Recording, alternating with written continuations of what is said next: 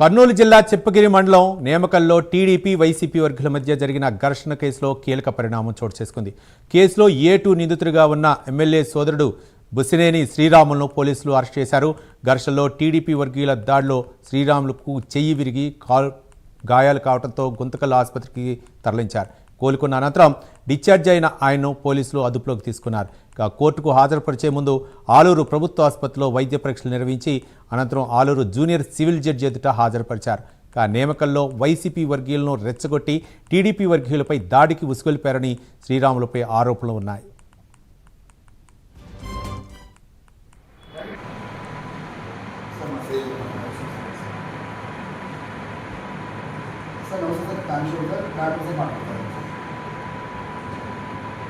ఆ